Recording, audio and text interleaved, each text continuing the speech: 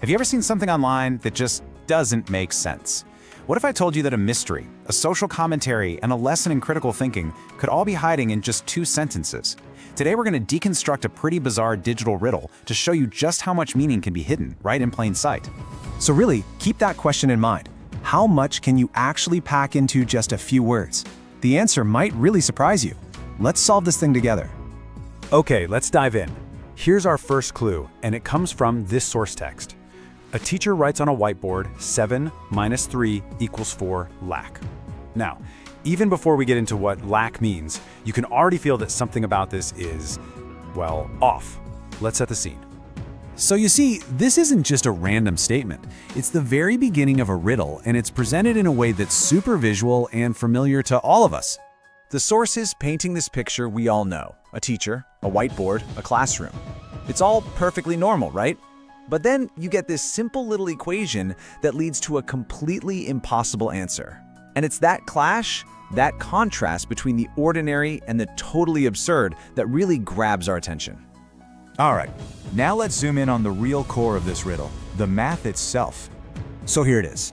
7 minus 3 equals 4 lac. We all know, we've known since we were kids that 7 minus 3 is 4. So that word lac, that has to be the key. It changes everything. So is a lac?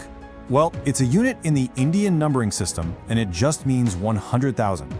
So the equation on that board actually says 7 minus 3 equals 4 times 100,000. And that, well, that's just not right, not even close. Obviously, this isn't some kind of math lesson. The error is way too big to be a simple mistake. It has to be intentional. So what is it trying to say? This is where things get interesting because it opens up a ton of possibilities. Could it be symbolic? Like a political promise where the numbers are just wildly exaggerated? Or maybe it's a critique of an education system, kind of suggesting that it's failing students. It could even be a commentary on how easily misinformation gets passed off as fact these days. Or are we just overthinking it? Is it just a simple joke, a meme? But just when we think we might have a solid theory, our source material throws us a total curveball. It turns out there's a second piece to this puzzle. The second sentence just says, on the whiteboard, 7 to 10 is highlighted in blue. There's no equation here, no teacher, just a range of numbers, 7 to 10, and they're highlighted. This is a very, very different kind of clue. Okay, let's break this down. Our first clue, the equation, that was concrete. It was a specific statement. It was wrong, for sure, but it was definite. It was presented like it was a fact. But this second clue is the complete opposite. It's abstract. 7, 10 highlighted. What does that even mean?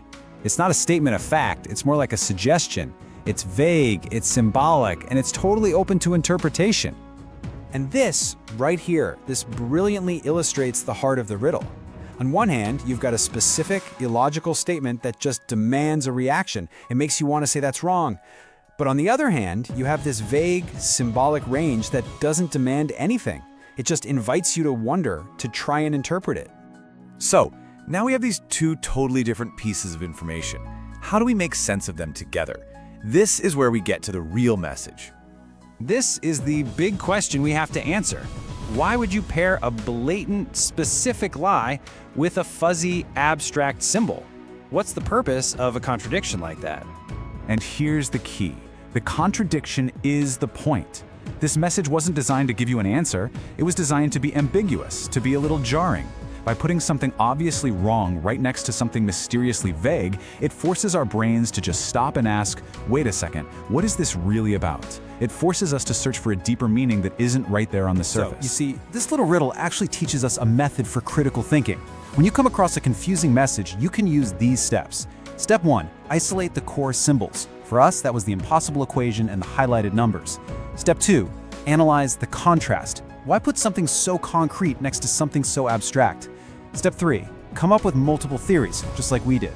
And finally, step 4, look for the overall message. Often it's not in the details themselves, but in the act of communicating in this strange way.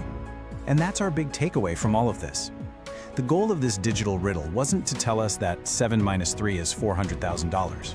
The goal was to make us stop, to make us think, and to make us question what we're being shown. The value wasn't in the information being presented, but in the critical thought it sparked in us. So as you go about your day, scrolling online, or just out in the world, keep this framework in mind. Look for the contradictions, the ambiguities, all the little things that just don't seem to add up. Because you never know what you might find when you start asking the right questions. What message are you going to decode next?